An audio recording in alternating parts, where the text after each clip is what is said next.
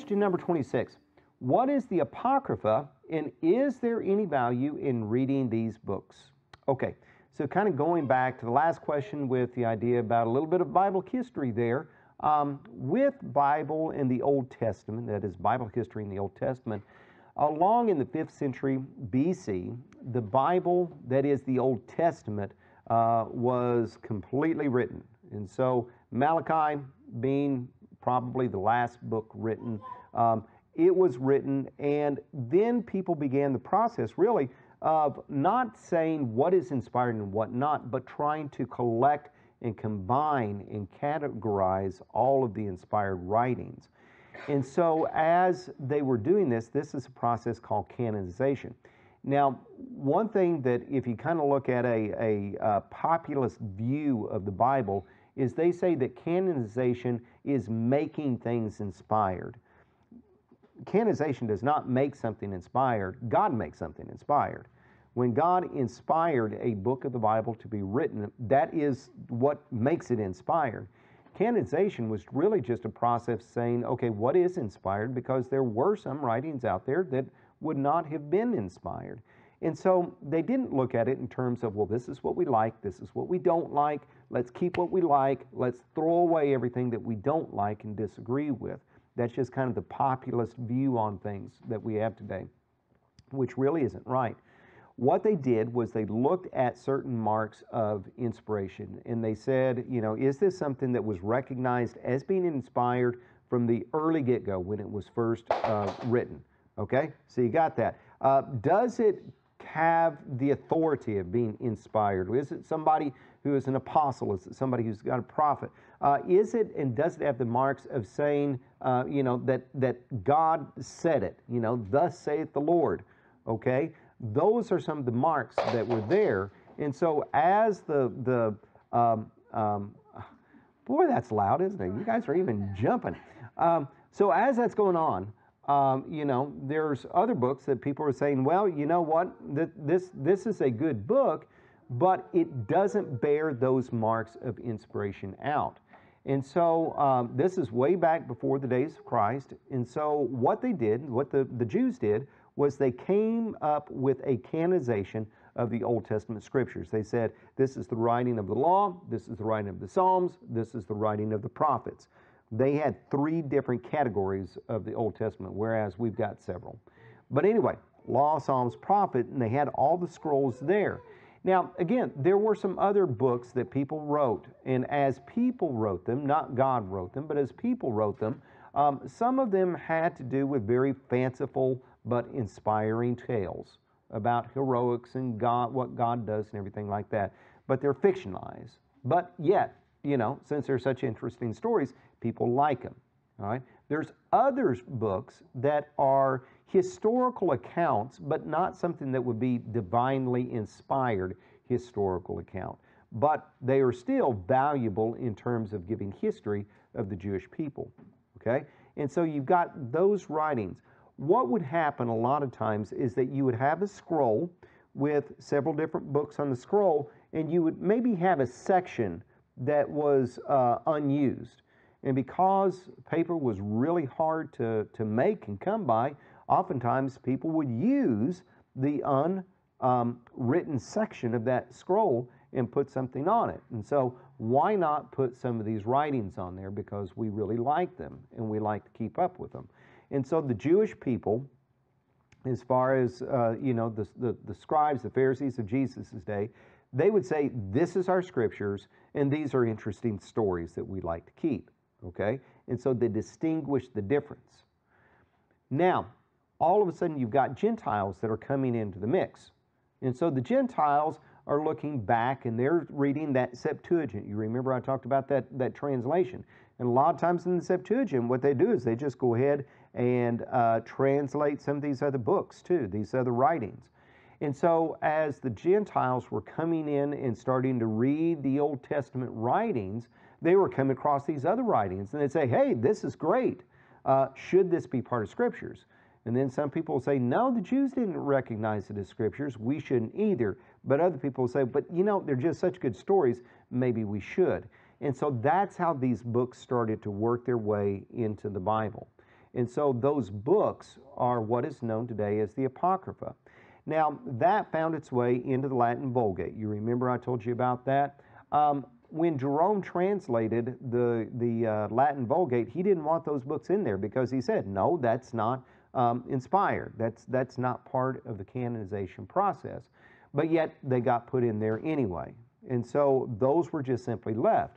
Now, when Martin Luther came on the scene and Martin Luther started to translate the Latin Vulgate into German so that people could start to read German, he started to look at it and go, you know what?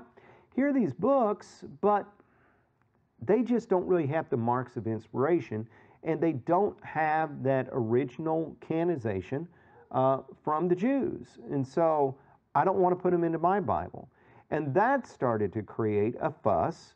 And so the Catholics started to say, oh no, those are in the Bible, and we formally declare them to be in the Bible. And so that's where you get the Apocrypha.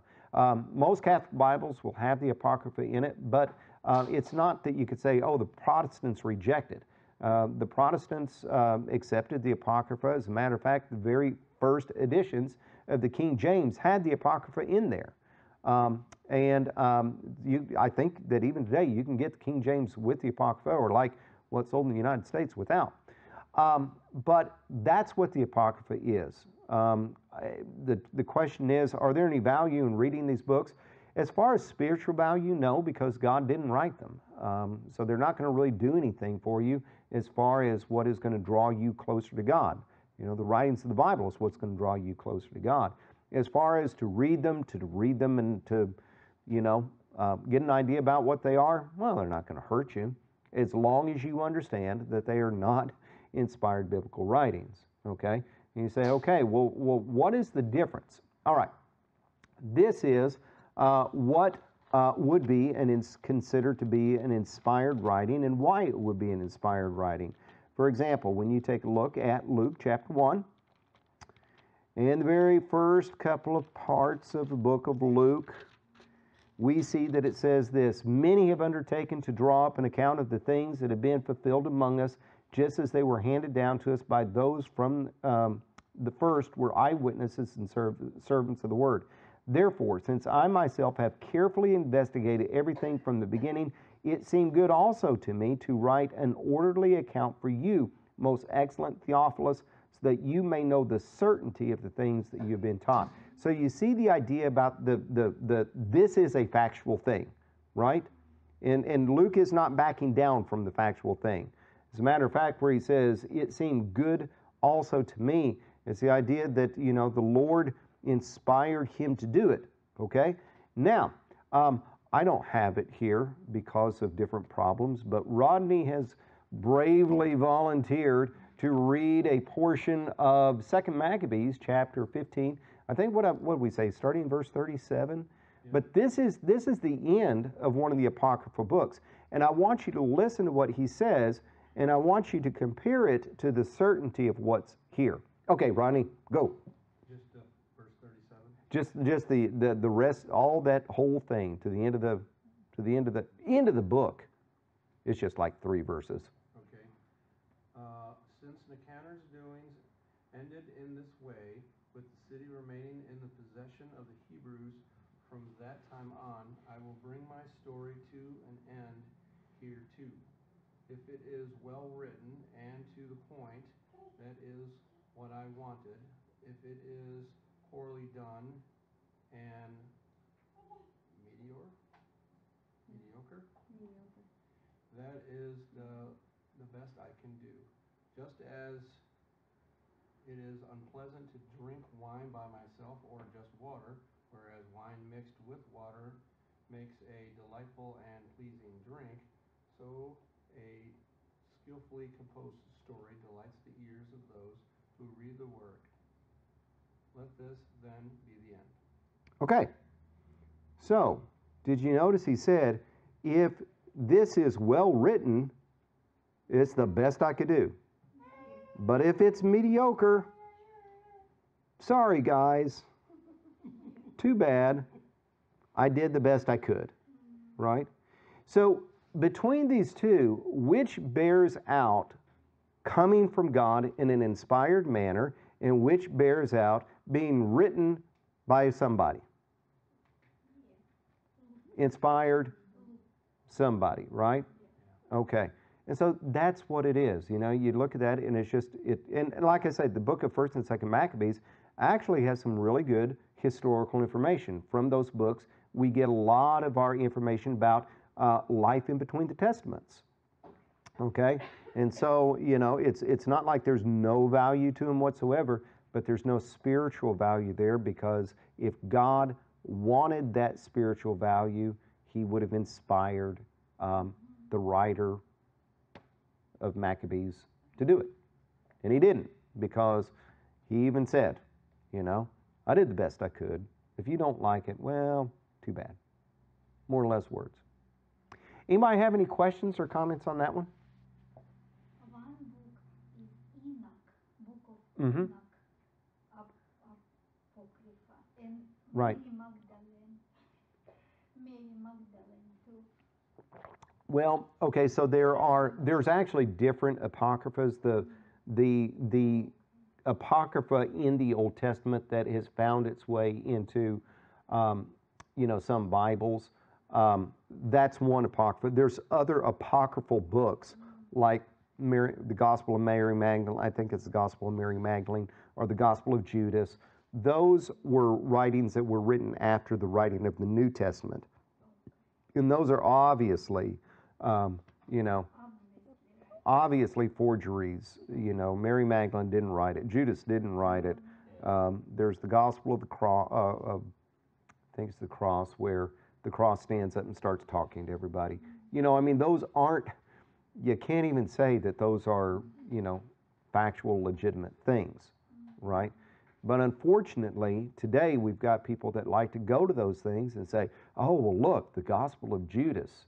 You know, it talks about how Judas and Jesus conspired with each other and they were agreement." No, it's, you know,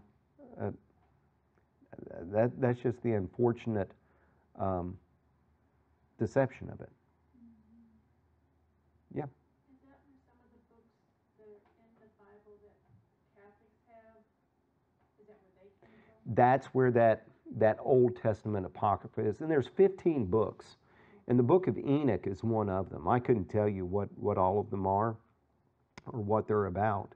But the book of Enoch was obviously not written by Enoch, you know, but it was there. So, anybody else have any questions? I think they're starting to try and make movies on some of those, aren't they? I wouldn't be surprised. I mean, what's the movie with? I think it's called The Da Vinci Code. Yeah. You know, that's really big and popular now. Of, you know, finding these hidden books, because that's what Apocrypha means, is hidden. Finding these hidden books that people didn't want part of the Bible, and you know, but they've got some really important information about Jesus, and you know, then from there it starts to become these very elaborate conspiracy theories that tingle the senses and tantalize the appetites, but really do nothing but destroy people's faith. Yeah, and Revelation said not to add on to it. Yep. It does. Anybody else?